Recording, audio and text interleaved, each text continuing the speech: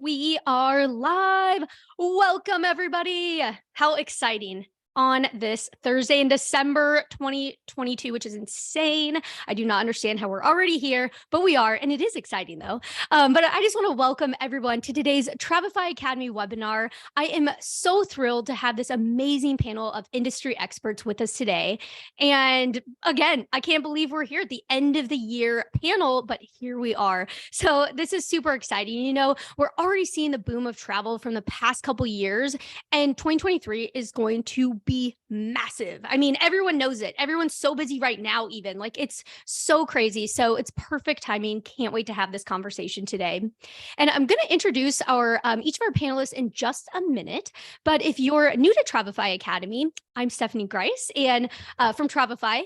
And we also do have Scott Rutz in the back. So he's in the background from Travefy as well. And he's going to be helping with the chat and questions and all that good stuff. So you might see him pop in the chat, and that's who that is in there. But also, if this is your first Travefy Academy webinar, really what these are designed to be free and educational resources for travel professionals. So you're not necessarily going to hear us talk about Travefy as a product today. And instead, we're going to focus on the industry as a whole and just what you need to know to grow your business. So you can find, other episodes, other webinars as well at academy.travefy.com.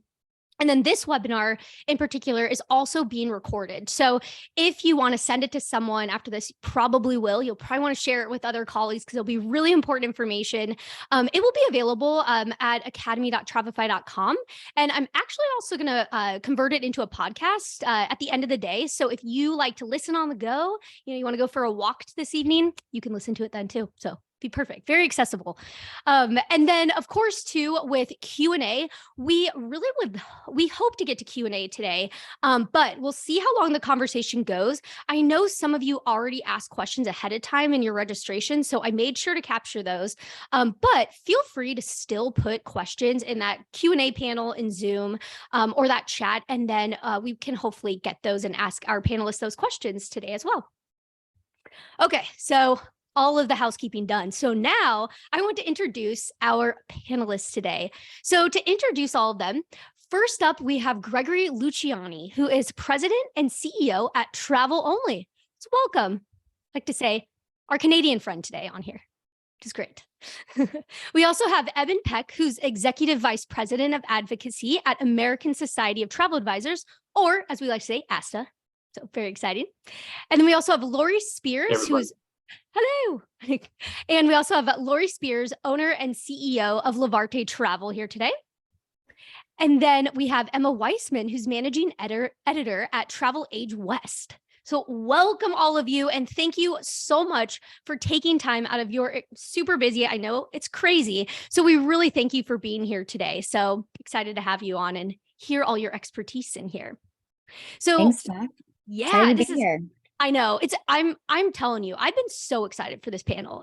I can't stop ask anyone at Travefy. They're like, geez, you just been talking about it. So pumped because there's so much good stuff and so much great information you all have. So what I'm going to do, how this will work is just going to ask questions, but please feel free, chime in at any point if you have something you want to mention in there. So the first thing that I want to dive into is I want to start off by looking back first. But I don't want to take a lot of time addressing the past, but it is important to just see, where we've come in 2022. So I just want to start off with, the pandemic that has dramatically shifted the travel industry over the past 2 years. Obviously, we know this, but where the question will be is, where do you think the industry is in recovery from the pandemic and where is it headed? So Lori, I'm actually going to let you kick this one off because something really interesting is you started Levarte Travel in 2022 with the pandemic literally beginning. So what have you seen in recovery just over the past 12 months, but also what ripple effects do you predict 2023 might have? Okay. All right. Thank you. I started in 2021 in the middle of the pandemic, but yeah, so we're a year in, but it was odd to start something new during this time. But I also think a lot of people started something new during this time. When I thought, oh, I'm doing something crazy and wild, actually later I was focused on what I was doing, and I started to put my head up and look around. A lot of people were doing this. So I thought that was actually a good thing for our industry. Things I'd never seen, like Travefy doing all that they did in their world, but a lot of marketing. Two areas that never really went together was travel and marketing. I mean, there were advisors that knew nothing about marketing. And now there's a lot of new technology. People had time to really focus on building things and helping. So I've done really good opening during the pandemic, but I'm a host agency, and there was a lot of people that wanted to change their career, and they wanted to be in the travel industry. Also, they wanted to work from home, right? The great resign. So that kind of worked in my favor as well, because even people that were advisors may have decided to become independent contractors instead of working in an agency. So it really worked out. And people were home, and people were focused, and people were looking at new and different things. So that really helped us out in our area. But I saw a lot of changes. I saw a lot of host agencies open this business model, but I also saw, like I said, the marketing, technology, CRMs, a lot of bells and whistles and tools for advisors were introduced during this time because people had time to really work on it. And I think that just made our industry so much better during this time off that people got to do that. Yeah, absolutely. We'll talk about technology too later on, because there was a major shift that we definitely saw as Travefy too. So that's really big. And Emma, I know that you literally have the stats to prove that 2023 will be a big year of travel. So what are you seeing, and any specific changes to just how people travel? Yeah, well, I'll throw a stat right at you from the get-go. Nice. So a recent American Hotel and Lodging Association survey shows that 61% of Americans who are polled are more likely to take a vacation in 2023 than even this year. And this was a strong year. So that was from a Spotlight print cover story that actually just came out, and I can send you the link if you want to put that in the show notes. There's a lot of great stuff in there. Kind of looked back at 2022 and what was happening, but then also looked forward at what trends we can expect for 2023. And when we're talking about recovery specifically in 2022, I think there were two main turning points this year. The first being the lifting of the inbound testing requirement for travel to the US. I'm sure Eben can talk more about that, because I know that was something that ASTA lobbied for earlier this year. And then the second was the reopening of Asia. China is still closed to tourism, but Japan opened its doors to visa-free travel in October, and other tourism-reliant countries are doing the same. So I think, the pandemic is kind of retreating in the rearview mirror, and I'm optimistic for the year ahead. I think it's just going to continue to become more regular and more, familiar to what we saw in 2019. Mm-hmm. How exciting. So cool. And Gregory, what are you seeing for Canadian travel advisors specifically? And, just how has the recovery been? Well, the recovery has been insane. I'll say that. And I always like to throw out a stat too. They say 3,000 new hotels are going to be built in 2023 for us to be selling into. In Canada, we're going to have more capacity. So we're not there yet, Stephanie, but we're very close to pre-pandemic levels.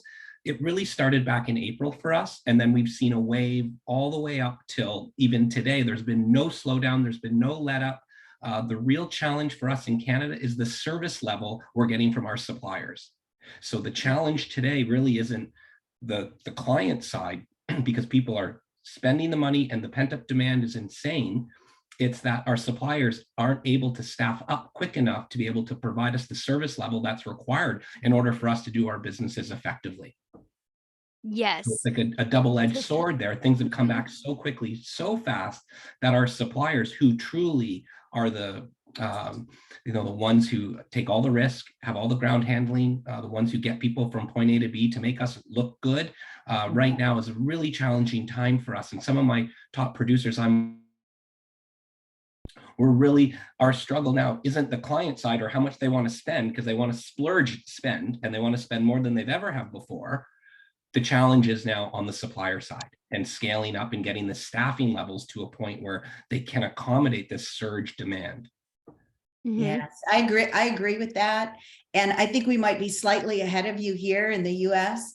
because we've seen improvement in drastic measures in that area, but that is especially group travel and luxury travel. Yeah. I'll just say this out there to the audience. If you've been on hold for longer than 8 hours in a day, God bless you. Thank you for waiting on that phone, and your clients thank you, and the industry thanks you. We need it, because at the end of the day, this is what's making the world go round. It's the people and the actual connection to the client that really elevates our industry and the experience that that our clients deserve, and we want to provide them. So it's been a double-edged sword, but I'm not complaining. I do have some frustrations on the supplier side, but at the end of the day, we've never seen this type of demand where we're literally firing clients or certain types of clients so that we can focus on our money making and bread and butter clientele. Yeah, that's true. I can't believe I forgot about it, but that was huge. It's been just the staffing just on the supplier side of it. So very good point. And hopefully into 2023, that starts improving. But it is double-edged sword for sure. And actually it's a great thing, because I actually want to talk about a little bit on the flip side of that, is not necessarily for suppliers staffing, but there's obviously that larger travel demand going on. Going to continue to see it for years to come. Again, great problem to have, but this also equals a need just for more staff as like travel advisors. So not even just suppliers, but travel advisors in the industry, which I think has been really big. And Eben, I want to go to you on this, because ASTA has been doing really incredible work just to help bring in more travel advisors. So can you tell us a little bit more about that? And also just how can all of us help grow the travel industry together? Sure. Well, first of all, it's great to be here. Yeah, I mean, when I'm talking to our members, the number one concern I hear today is I can't find enough staff. They had to let people go during COVID. I think my sense is that they have rehired everybody who's willing to be rehired, but we have lost some folks, which is unfortunate. And we need staff to deal with demand that Gregory's talking about, because it's real. So for a number of years, even pre-COVID, we've had a couple kind of introductory courses in terms of how you get into the industry, just kind of some basics, what's a consortium, what's a host agency, what's a GDS, et cetera. So we have decided, with some support from our cruise line partners, Norwegian especially, to refresh these and relaunch this in an attempt to get new people into the industry and attract their attention. Now, Lori's host agency and Gregory's host agency and consortia have great training programs, but what we've been told is we need focus on the top of the funnel, right? Those frustrated investment bankers, those frustrated lawyers, teachers I've heard make tremendous travel advisors, realtors probably, some of them are going to be looking for a new career possibly over the next few years. We want to attract those people's attention and tell them about this fantastic industry to work in. So it's early days for this new campaign, but we're going to try to fill those funnels so we can get them to Lori, we can get them to Gregory, we can get them to our other members. Yeah, that's so cool. Starting from the top of that. And Emma, there's another stat that is just, I love the stats of these, is what was it that's how many people have joined just in like the last 10 years? So even before the pandemic, I mean, we already saw such a huge increase entering the industry. Yeah, well, I want to point everyone over to the Travel Weekly Travel Industry Survey that just came out for 2022. It is full of all these nuggets of information. I have a stat not about how many entered, but more the general age range of advisors. And right now, only 8% are under the age of 35. So it is clear that we need fresh blood coming into the industry in that particular age group. But what I thought was so inspiring, earlier this year at the Future Leaders in Travel Retreat, which TravelAge West hosts, we did notice a lot of those second career travel advisors that Eben mentioned. There were realtors, teachers, nurses. There was someone who was a full-time FedEx employee, and they all came in within the last couple of years and just decided that they wanted a change, and they are killing it. There's so many success stories just from that one event. So I think, we're onto something, trying to get those people who maybe are in, real estate, or they are nurses and they care about people and they're used to selling, and we kind of transition them into this career choice as well. Mm-hmm. So that's so cool that is happening, and that there's so many stories out there. Says Laura, you shared a story about one of your agents that was once a school teacher, and now they book travel for their ex-students, which is like just come full circle, which is so cool. So how have you at Levarte been focusing like on how to bring in new and other generations of travel advisors? Well, I do agree with teachers. I love teachers because they not only want to learn, but they take it in and they want to travel and they understand it. I have a teacher, like you were telling the story, who actually, before she retired, started doing travel. Then when she retired, she's booking all her students now that were once her students on all these amazing trips. She's absolutely killing it. She's making, you know, six figures easy and really enjoying her position. Another thing, to get the younger generation, we actually use TikTok. I mean, So TikTok has actually brought in a younger crowd. The younger crowd, you have to deliver different ways of training and different ways of getting them to take ownership in their business, because they like the liberation, they like the travel. They're maybe even sometimes on the travel influencer side, to go to the booking side is a little different, but they view it differently than we view it, that I view it, that a lot of my other advisors view it. They like the beauty of it. Okay. I keep hearing this. This is so funny, but they like the beauty of it. And, you know, we think of travel, you've heard it, fun, all this stuff, but they like the beauty of it. They like experiences. They want different kind of travel, and they sell different kind of travel. But we honestly get a lot of people interested through TikTok because that's where they're living. That's where they're at. And that makes them get inspiration for it. You have an inspiration, that's one thing.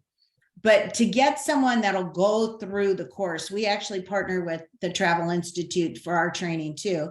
It may have to even partner with ASTA, because I like the idea of your training as well, but some formal type training. Okay. So that's, I think, the challenge with the people maybe coming through TikTok, or the younger people, is the commitment to the formal education, to really get it down and then go to sell your product, and understanding that there is some learning to be involved, and to be good at it, you have to learn this.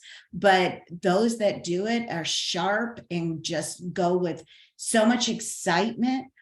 I have a young girl who's under 34 who is a big TikTok person, and she's been a photographer, she's been in marketing. And she made this big change during the pandemic, as many people did, looked inside themselves and decided, what do I really love? What do I want to do? And she's killing it in travel. She's been into it for about 6 months now, and she's breaking all records at our agency. She also does training for the other agents at some of our boot camps, which we call wave camps. And she does training for her TikTok and some of the social media platforms, and just tells her story. And that's one thing I really like that changed in the industry. Back to another topic you were talking about, is the collaboration that's happened within the industry. I mean, ASTA is a big promoter of that, and we all are helping one another like we've never helped one another before. And within Levarte, we do that too. We try to incorporate that, because she helped a lot of people with her story and her progress she made. Lori, can I quickly just go off your point? I love what you said about collaboration and cooperation in the industry. There's one pair of travel advisors that came to mind when you said that as being a prime example of that type of they're community builders. And it's Bird Bergeron and Stephen Gould. They created a Facebook group in 2021 called Sales Strategies for Travel Professionals. And it's accumulated about 1,500 members, and they share tips and tricks, best practices for marketing, branding, what CRMs do we use, what itinerary builders. And it's just amazing to see everybody rally around each other, share the best practices. And it's just such a good example of that. And I'm seeing that now more than ever in the last couple of years. I totally agree with you. And that Facebook group is called Sales Strategies for Travel Professionals. Absolutely. I see it in a lot of Facebook groups. There's new to the industry. I see people in for no personal gain. People are just sharing their information. I'm part of an organization, Travel Ally Society and Female Leaders. They also get together, and all we do is help one another to be. I have seen so many success stories just within these organizations where people maybe just needed to learn how to get out of their own way in their business, or learn that maybe I need an assistant. Maybe I can't do everything, and just little tips that we give to one another changes completely somebody's business and their success. 100%. And that's why also we love doing like this, bringing all your minds together to this community. It's like, oh my gosh. And I will definitely do like show notes for all these links too. So I know there's going to be so many good things shared. So that's so incredible. It's so cool. And Gregory, how about for you? Like, how has TravelOnly been bringing in new agents and just reaching out to those other newer or other generations? Yeah, no, like recruiting, I know Lori mentioned it earlier. We believe the host agency today is the feeder system for the travel industry today. Whether they leave retail and get into either hotel management, or they get into some type of other role, everything starts with recruiting. So we use traditional media and digital media, traditional franchise or recruit, because it really walks and talks like a franchise in terms of becoming an independent contractor or outside agent, but without the franchise requirements. So I'm sure the US is a little different. Canada, our laws and regulations are a little different, but we believe the host agency is the future of our industry, because travel and tourism, the actual programs itself at the college level, they're not getting the attendance that they need to keep these programs going. So some colleges are actually closing their travel and tourism divisions, and that's putting even more onus on us to go out there and bring these people into the industry, because as you know, our industry is challenged with bringing in new talent like everyone else, like all the other industries, but we have something that they don't, and that is the best products in the world. And, my dad would always say that we're the seller of dreams. We're the ones who bring dreams to life, like Walt Disney, and, we're dream makers. This is what we do. And this is how we bring people into our industry, by saying to them and telling them the truth. One, there is 6 figures to be made here. And 2, you have to see it to sell it. So you better be wanting to travel more. And if that doesn't convince someone to get into travel, nothing will. Totally. Here on that. That's so true. Yeah. Selling the dreams. I know, it's so incredible. I love that. I'm going to look at an agent when they first come in, an advisor, and do you have that passion and love, not to just travel yourself, but to design travel for someone else? I get more excited putting together a trip for someone else, and when they go on it, and I want to hear from them, and after, then I do almost my own travel. That's a special little thing that I kind of look for in a person. You can't always have it, but those who have it, and that's what drives their success, I truly believe.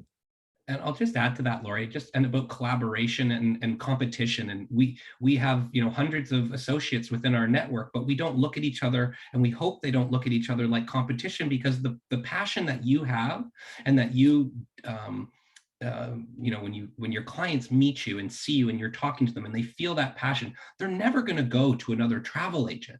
They're always going to come back to you, because they know the passion that you have, the expertise, and the skills that you can provide to them. But you can share your information and knowledge with other people, and that they can take to their own networks, because they're so delineated, and we all have our social networks in silos. So things that we share today, I hope the other agents can benefit from it who aren't within TravelOnly, and vice versa, so that we can all elevate, because a rising tide is good for everyone. And that's what collaboration is all about. And I know even within our own organization, our associates love to hear from other agents. They don't just want to hear from the consortia or their host agency. They want to hear from others who are doing the exact same thing as them. And that peer-to-peer connection is something that we encourage and enable on a daily basis, because it is truly the soul of the company, is the type of collaboration you have within your organization and within an industry.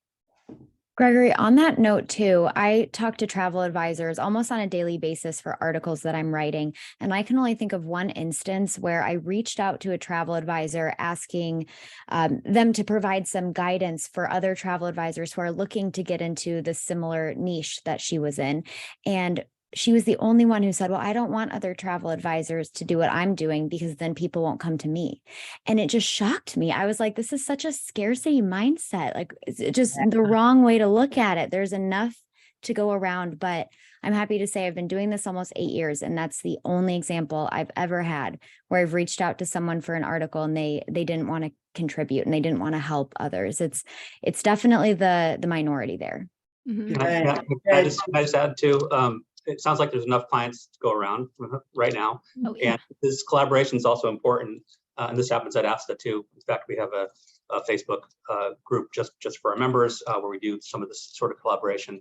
This is important too in terms of educating new entrants on best practices, right? We all know the old adage, one bad apple spoils the whole bunch. So if I'm thinking of our government here, particularly state governments, if something bad happens, it's almost never an ASTA member or a member of Lori's network or Gregory's network, but the consequences fall down on all of us. So to the extent that we can increase professionalism through these processes, I think that's good for everybody.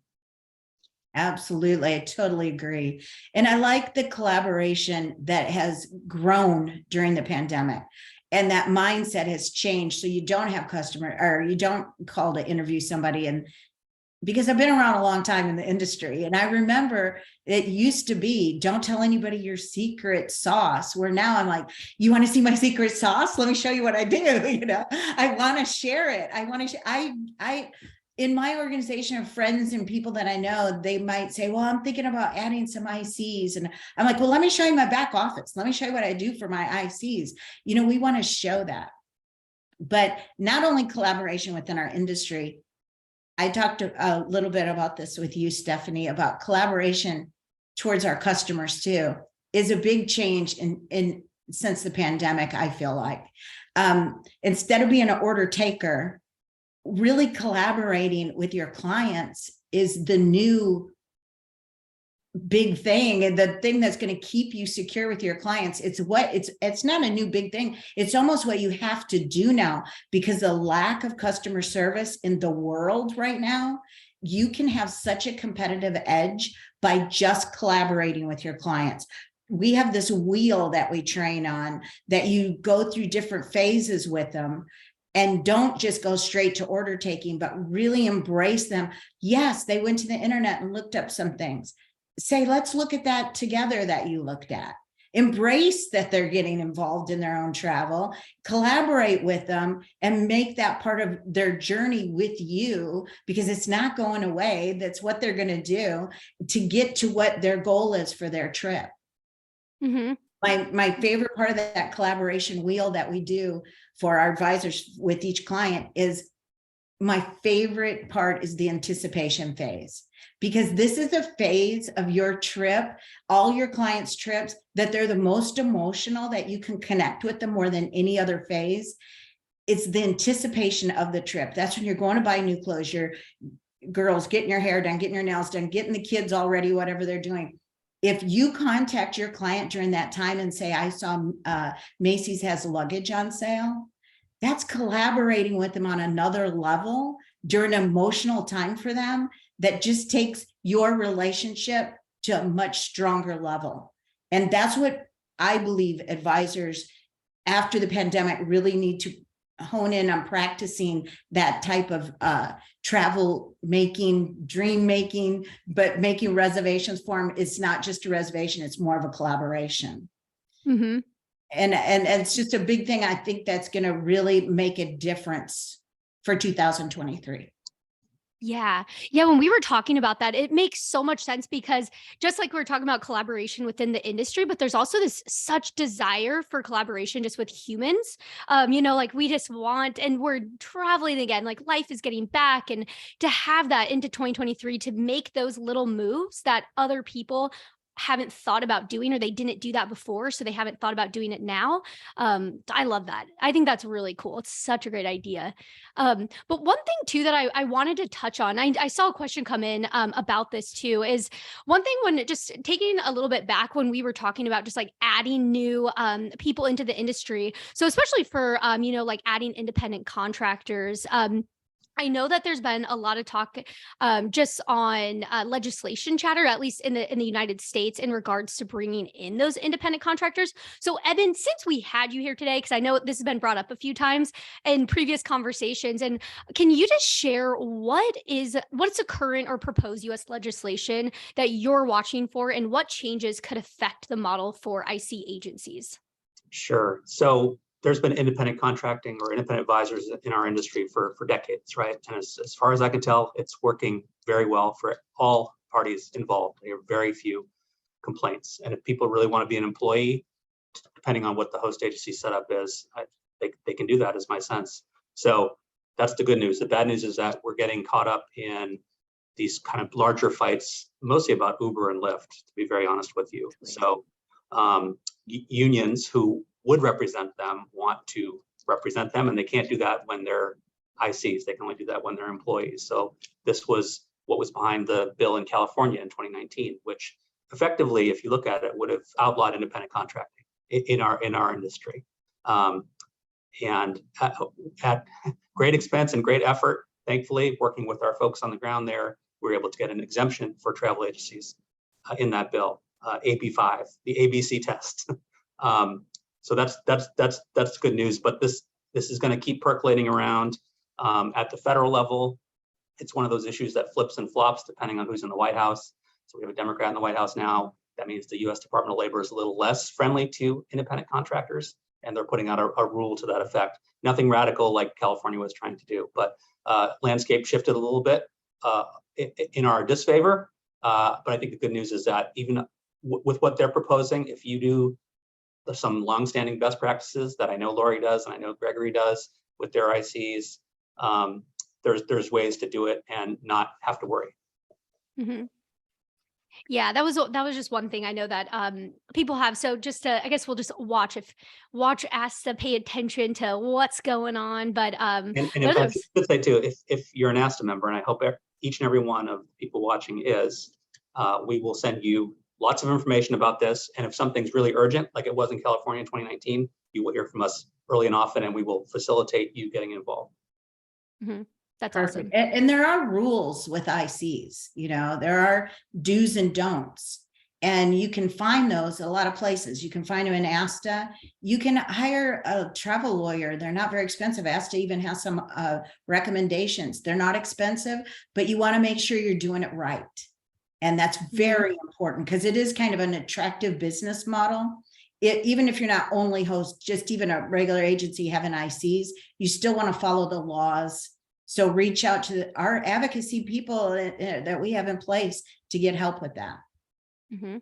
Yeah, I'll chime in here, Stephanie, from Canada, because of course our laws are a little different, but we have that same challenge where the government is always looking to kind of put their hand in your pocket. We're extremely taxed and regulated as an industry. In Canada, even more so than in the US. To eliminate the independent contractor realm would be a complete nightmare. It would actually create less revenue for the government than what's happening today. And we're worried about tax deferrals because, of course, as an independent contractor, you're able to write off a lot of your business. Well, that's the whole point. This is the whole point of how to attract people to our industry. It's got to be attractive for people to want to come in. If you're an employee today in travel, God bless you. I hope you've got a great salary and you're comfortable. But as an IC, there are so many different benefits for you as the IC themselves in terms of control, where you're working, what you're doing, your hours. That sense of independence is what we really are selling. Truly, when I say selling from a recruiting perspective, it's that freedom and independence. If you take that away, it kind of disrupts something that's not broken. So why are they trying to fix something that's not broken? I'll leave it at that, because I could go on for, don't get me started on government. Amen. It's interesting to hear Canada's perspective. Thank you. Yeah. I know. Yeah, that's what I was like. we got to go there, just a little bit in the government. But no, that's good to know, like all that stuff, and just making sure it's always in the back of your mind too, like paying attention and staying up on things and before it gets bad or something. But oh, sorry, did you have something? No, it's just that no one wants it except for the government. So then that's the funny part, because it's not that the agent community is saying, oh, I want to be an employee. No one's really saying that. So this is where it's kind of an interesting hill to fight on, because no one's really pushing for it. Everyone's quite, I'll use the word, content with being an IC because of all the things I mentioned earlier in terms of the flexibility of the tax write-offs and your ability to do what you want to do versus what a company is telling you must do. Mm-hmm. Yeah, I was going to say, that's what we were trying to say in California a couple of years ago. It's like you're throwing out the baby with the bathwater. It's been going just fine in our industry for 40 years. I don't know if we're the baby or the bathwater in this scenario. Like you're trying to whack Uber, and you're going to put all these California small businesses out of business. Anyway, Yeah, that's so weird. Yeah, hopefully things, stay good. We shall see. But so something a little more fun, is the travel, the trends of the destinations, because something that also, keeping an eye on in the move into the new year, because obviously, the past couple of years you had to shift your focus of what you were trying to sell because there were certain things, but now moving into 2023, we're able to finally just start exploring more of the world again. So I want to ask, like, are there any specific destination trends or types of travel that you're seeing start to gain some traction? And Emma, I'll start with you on that. Yeah, sure. Well, I think now they were pent up for a long time. And so they're taking these big bucket list trips, these big ticket items, and they're just thinking like, why wait? We don't know if there's going to be another pandemic around the corner, another crisis, God forbid, but like, we just don't know. And I think that's kind of what the pandemic showed us all. So I'm thinking like Antarctica cruises, African safaris, these things that maybe they were holding off a little bit. Like, I'll do that when I retire, or when, my kids are out of the house. Now they're like, no, I want to make memories with the people that I love. And so I'm going to take those trips right now. So I'm seeing that expedition and luxury cruising as well. Asia, now that it's reopening, there's going to be a lot of trips to Asia. And I also think the destination wedding scene is going to be really hot next year. I know that we've been talking about that for a couple of years now, like, oh, everyone had to delay their wedding. And now it's getting to the point where even those couples who got married in 2020 and maybe had a really small, intimate ceremony are looking to have that big party. So I think that that's still going to be really clogged up, mostly in Mexico and the Caribbean. And then one other trend that we're seeing, and this was kind of been percolating over the last couple of years, vacation rentals were really hot, especially as people started to get the family back together, reunions, multi-generational trips. But at the same time, with vacation rentals, that doesn't always come with the high touch service that a hotel provides. And I think travelers are missing that. So maybe you'll see less Airbnb and more villas of distinction, or, kind of more of that high end vacation rental. And hotels, I think, are going to be, we see it already with the occupancy. They're back and they're hot. So mm-hmm. That's cool. Yeah, that high touch level. It's Laura, it's like what you're talking on is about, just adding that extra level that people want. And but for anyone else, is there any other destination products, like types of trends that you're starting to see emerge? I'll chime in too on the river cruise. Again, luxury product or mid to high end luxury on the river side has been one of our fastest growing segments within Canada. And we're now starting to see the meetings and incentives come back to the table, which were literally gone. And now, again, those two things. So it's top down where it's suites, penthouses are selling out first now for us. And then even chartering entire ships. Like I do got to give a plug out to one of my associates who chartered an entire ship and just got a commission check of $250,000. So wow, awesome. Yeah, that's awesome. Yeah. Had to throw that out there because these are real. This is happening now. It's not happening in the future. It's only going to grow and it's only going to get better for us. We're in this Goldilocks zone, if you want to call it that, probably for the next 5 years or more. Even if you look out 10-year horizon, it'd be a minimum of a 20% growth rate from where we are today, which is in the trillions of dollars. So the future looks really friendly, and it really is top down, meaning the luxury products are selling out first. And that's great news because the associates and agents out there who are focusing on mid to high end of the market are capturing that revenue today. And that's going to continue for years. So I do say, look at your client list, break up your database, and focus on your A and B clients today because time is of the essence. Absolutely good advice. I love that last thing you said about look at your client list, break it up, focus on those. And it's there's also these reach up market where it's people, like you'd said earlier, that aren't always going to book the luxury travel are now entering into the luxury market because they want that experience. They don't want to wait. They want it now. Mm-hmm. Great. I agree with all of that. I'll just add, I don't have anything on specific destinations, but some data points on the intensity of what my fellow panelists are talking about. I was at a meeting with some of our members last week, and somebody remarked that their leisure clients have "quote unquote" zero price sensitivity right now. And then we do a quarterly consumer research project, and a couple data points from the last one. 40% of respondents say nothing, all caps, nothing is going to stop me from taking a vacation in 2023. And then another one, and this is probably about a month ago, this is fielded, 25% of respondents plan to take a dream vacation by March 2023. So to Gregory's point, this is happening right now. Yeah. Another like soundbite that I heard recently that I loved, and Jackie Friedman said this from Nexion. She said that travel is now less a discretionary spend and more of an essential spend. It's not a nice to have, it's a need to have. And that really sat with me because it really shows such an attitude shift of the past couple of years. Absolutely. That all good things to hear for our industry, right? Yeah. It's exciting, but it's also important. I just can't stop thinking about paying attention to the clients that you know are going to go in that direction. And earlier there was conversation about firing clients. That's another thing too, that we can absolutely do right now. If somebody's wasting your time and they're not booking the kind of travel that you want to sell, you need to focus on those that are. And that's it's hard to do because during the times when you're hungry, you're just taking everybody. Well, understand the times we're in now and make your decisions accordingly. Mm-hmm. It's so important. We did a webinar a few months ago and Emma covered it as well. So if you want to read it, you can, about just kind of high level, but we were talking about that. Like, it's so incredible that we went from this time of like, oh my gosh, I need to get some clients because the pandemic's happening, to like, whoa, I need to start firing people now. Like it's just really crazy to see. But yeah, so really interesting there.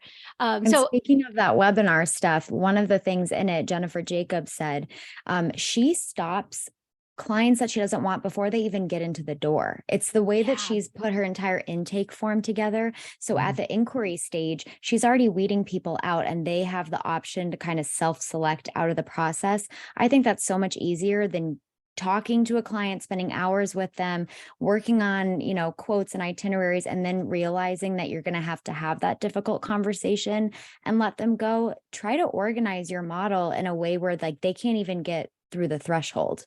And I'm not a travel advisor, so I would love to hear from the travel advisor about it. But that's a new thing that's happened, I think, too, since the pandemic, are tightening up your intake forms. So you can actually decide if you're deciding if you want this client. It's not so much like they're deciding if they want to use you. Almost you're making that decision if you want to spend your valuable time on them. I love this shift in the industry because, people were having a hard time just charging fees, which is a whole nother webinar, I know. But with this mindset of, I don't even know if I want to do your business, kind of wraps around okay to do the fees as well. And right along the lines of, don't advertise discounted low prices anymore. We don't have to do that. There was a day, maybe that was the trend, but we're not there. Now you are particular with your clients, you charge your fees, and you select the clients that you want to help. Mm-hmm. What a great time. That right there is just the most positive thing I think that's happened in the industry. Yeah, it's really true. Oh, and that was a point that I was hoping to make during this too, is that, as you're entering 2023, it's a good time to refine your processes, workflows, but doing that client intake form, like buttoning that up, like figuring out your whole workflow so that you do get qualified clients that you actually want, or building that what does your perfect client look like? Or also just the charging the fees, huge. That's actually something that was really big shift in the past couple of years, where people are like, oh gosh, I lost a lot of money, but if I would have charged fees, I wouldn't have lost, as much. So that's a huge one. But yeah, lots of things there. But that actually brings me into because I know, Laura, you mentioned this earlier, it's just with technologies, like that's also something that if people aren't using technologies and finding ways to button up their business, there's a lot out there. I mean, we can attest in Travify, when we were starting to sell Travify to agents in 2015, there was a lot more people like, I already have my system, and now that's not as common. And it's really crazy how much everybody's been opening up, and like the technology is so shifted. So I'll let anyone kind of take this, but just overall, is there anything on the technology side or that agents listening should look into as they enter the new year? Well, a plug for Travify, Oh, because well, thanks. it's changed our advisors' lives. It's awesome. And it's not just awesome in the technology, but the education on the product and the customer service. When you put all that together, that's a win-win. And that's definitely one that I can say it's just part of all of our advisors' lives. Oh, well, we did not tell her to say that. I promise. No, I mean, I think they all know. But it's true though. I mean, we are seeing it. Like that's why we're adding the features that you start seeing us add is on purpose, because that's the shift we're seeing, is that, advisors need a place that they can keep everything. It's no longer, write it on a Post-it note, keep it, it's more organized. So huge thing. But another thing too, and then I'll try to get to some questions that have been coming in, but another one I really want to touch on is with entering the new year, just a lot of resources that are out there. There's so much free educational resources. We've been talking, we're all a community. So what are some of those different resources, and also events? I know, Emma, you have a lot of them that just with your with TravelAge West, lots of information there. So can you just share some of those, and I'll list them out as well after this too, to help people. Yeah, absolutely. Thank you for asking. And this is going to just sound like a huge plug for all of the North Star events, but that's okay. So we have a lot of events coming up this year, GTM and GTM West for really high producing travel advisors, the Future Leaders and Travel Retreat, which I mentioned earlier. And that's for early career advisors who are poised to become the next leaders of the industry. We have Cruise World. And then in terms of resources from TravelAge West, we have a couple of podcasts. Eben was actually on my podcast last month, Humans of Travel. That kind of lets you in on the people in the industry and get to know them a little bit better. And then the Trade Secrets podcast is produced in conjunction with Travel Weekly. I co-host that with my colleague Jamie over at TW, and that's a professional development podcast. So every other week we tackle a business topic. We have travel advisors call in and ask questions, and then we invite an expert on to help answer them and just have a conversation about that. We just did one actually about dealing with problematic clients and how to break up with them. So I really encourage you to check that out. We have e-newsletters that are based on different destinations that we cover. TravelAge West is in print monthly, and online is being refreshed every day. So I think it's really important for travel advisors to always continue their education and taking some time each day to read the trade media, whether that's TravelAge West or Travel Weekly or Travel Pulse or whatever you want, is so important, because to be informed and have that knowledge behind you, it just betters your business. Absolutely. So there's some resources there. ASTA is another great one. And you do have to be a member to unlock a lot of those resources, but it's well worth it. So, and Eben can probably share a little bit more what's behind that member wall, but that's another great resource as well. Well, thanks, Emma. I appreciate the kickover, and I appreciated being on the podcast with you. My mother loved it, by the way. Yes, we had 2 listeners. No, I'm kidding. Yeah, I mean, in the interest of time, we have a lot of similar things that TravelAge West does. We have member-only webinars. We have this Facebook group. We have educational resources and white papers. Events is a strength of ours. The big three next year, I'll just run through real quick. In March, River Cruise Expo in Budapest. This is the second year in a row. We have a couple days of trade show, and then everybody goes on pre and post. All the major river cruise lines will be there. We're moving our annual convention to Puerto Rico in May next year, which we're looking forward to. That's May 2nd through 4th. And then my Super Bowl is Legislative Day, which is June 2021. That's when we bring people to DC. We talk about the policy issues, and we send you up to Capitol Hill. We go with you to Capitol Hill, but it's really it's. I've been to a lot of industry events, ASTA events, non-ASTA events. There's no event like this. You participate in your democracy. So please join us. You have to be a member to join that event, though. I love that. The Super Bowl event for you of the year. I love it. Big times. And what about for you, Gregory? In Canada, what are some of your favorite events to attend? Well, of course, I'm biased since I host my own symposiums at sea and have our own international conferences, and you have to do a plug for that. I also do a non-paid plug for Travelify too, because customized itineraries today, no matter how good your technology is in your back office, it's never going to produce the level of professionalism and technological advancement that Travelify has for most host agencies, even one like TravelOnly, who invests a lot into technology. It's almost impossible to replicate what you guys have done, because it's so specialized and it creates such a unique experience for the customer, that these are the things now that we're trying to get our agents to do to take their businesses to the next level by using the technology. I know that you've asked that a couple questions ago, but it's by utilizing the technology, and then by bringing it up what Emma and Eben said, is that there is so much out there that sometimes agents get lost because there is so much support. There are so many tools, training, networking events. All I can say is take a deep breath, understand that everyone on this panel is here to help. Everyone within the organization you're in hopefully is there to help you. And then you got to take advantage of the tools, the training, the support that your agency offers you, or your consortia, or your association, which is, the ASTA of the world. Everyone here, and of course, and media.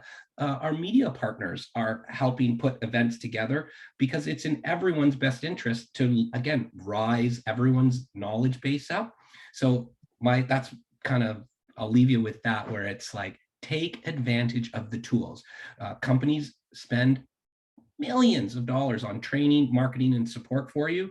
You just have to go out and get it and grab it. It's there on a silver platter, literally, for you. And I'll leave by saying this: there is so much out there that you really have to immerse yourself in your niche. You can't be everything to everyone. That's impossible. But what you can do is establish the strongest relationships you can with your preferred partners, your associations, and your suppliers.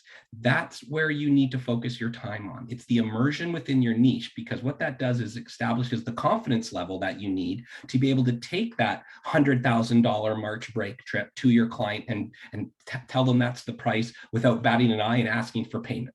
Okay, so you can do it. You just have to, again, I always say, break it up into quarters or into months, understand where your strengths and weaknesses are. And I can assure you that our events and our partners, even within this panel today alone, have enough training for you to take your business to another level. So I'll leave you with that. Well I like said. it. Yes, 100%. And thanks for the Travify shout out as well. I will say a little plug for Travify is, well, we'll be at a lot of conferences, a lot of the ones that you heard, but we may or may not have some in-person ones, we're already in person with a booth, but I mean like actual training in person.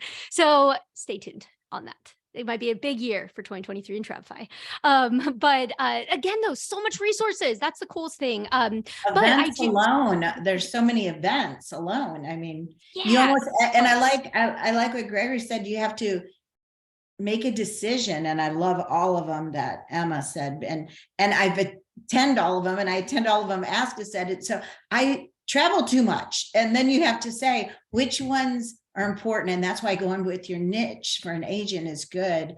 But all of these events that were mentioned today are all on the top of the list. Top of the list.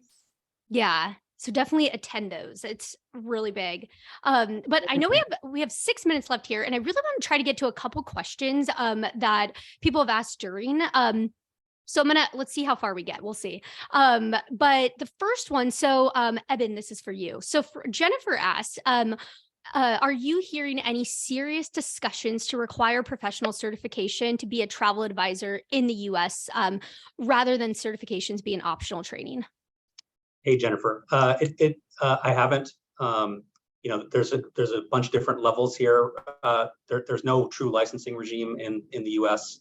If there was, it would be handled at the state level. So we're talking about 50 different entities. A couple states have a registration program. It's not licensing. You just register and pay money. We've had this conversation a number of times internally and on our board. I think our view is that we are reluctant to invite the government into our business. You don't know what direction it's going to go in, and you might not like the result. And we're talking about going state by state for 50 states. So we're always keeping an eye out for anything like this, but no, I haven't heard anything concrete. It's good news. That's great. So another question here from Deborah. So this might be really good for Lori and Gregory is, she said, I have 6 clients that have come to me as referrals because their previous agent never followed up with them after the trip, that's a big one right there. But she said, I found that follow-up after the trip is very important with client retention. So when it comes to client retention, what strategies would you recommend for creating a great client experience after the trip? Well, our month, every month we have a topic is client appreciation this month. And all we do is go over with our advisors, different client appreciation. On the collaboration wheel I talked about earlier, I mean, we talk all about this wheel all the time, but part of it is feedback. And not just feedback is so important. We get it from every area, even with me, with my advisors, and sometimes even anonymous, because you really want to hear the truth, right? And not just what they want to say or they're afraid to not say, but following up feedback. Client appreciation starts actually from the beginning of their reservation all the way through. Every Tuesday we do travel tips, and this month to client appreciation, we're going over some of those. And it starts from the old basic, a percentage of your commission should be gifted in some way to your client. However you think they would appreciate that gift. Usually around 10% of the commission you're going to make, whether it's a bottle of champagne, whether it's flowers, whether it's amenity, not an amenity, but maybe an excursion, whatever. So they know that you're thinking of them along. And then for feedback, hearing their story, we're all humans. We love the human touch, especially now because we were all away from each other. We love to tell our stories. Find out their story and ask for their pictures. Maybe you might want to use them on your website, say. They're just going to love that you're listening and want to hear what happened to them. That's my 2 cents on it anyway. Yeah, and at a bare minimum, a welcome home card is not a very difficult thing to do. And on a personalized note, it's really got to be personalized. No one wants a generic email from a robot. They really want something personal, and that's a human to human thing. So retention is a funny one. And if someone comes to, usually when someone brings, or like you got 6 referrals because the agent get back to you, I'd be a little nervous about that referral because maybe that agent was firing that client. So you always want to be careful about new clients if you haven't done business with them before. To Lori's point earlier, qualify as much as you can ahead of time. Or maybe it was Emma, but someone was talking about just pre-qualifying, taking the time up front to determine, is this client right for me? Is it the right fit? And of course, I know that's a time where you can throw out a service fee to see what type of realness there is to something, where you could even say, hey, I'll refund it back to you after you book it, or however you want to handle that qualification. That's really important. So again, what I always try to tell our associates is get them to book their trip while they're on their vacation, literally while they're on vacation. They haven't even left the vacation they're on, and they've already booked another one. So a lot of resorts have places that you can go and get your bookings. So they'll get an amazing deal. They've already pre-registered. The supplier calls you, you get an email or a phone call saying, hey, your client's booked. That's the best way to retain your clients, is by getting them to book while they're on their vacation right now. Okay, so cruise lines are very good like this. Sandals, a lot of the high-end resorts have desks for future bookings. Encourage your clients to go there, because hopefully your agency has the relationship with the suppliers that there is no shenanigans with taking your business. Everyone's like, oh, well, if they book direct, they're going to take my clients. Trust me, the supplier knows your clients. They know their address. They know their phone number. They're not trying to steal them. get them to book right while they're on the ship or right when they're at destination. And then of course, if not, and they're back home, it's meeting for a coffee, meeting for lunch. It doesn't have to be a Morton's dinner for $300 or whatever that cost might be. It's just connecting. It could be as simple as a phone call, absolutely a welcome home card, and again, a follow-up to say, hey, how can I help you on your next trip? It's that easy.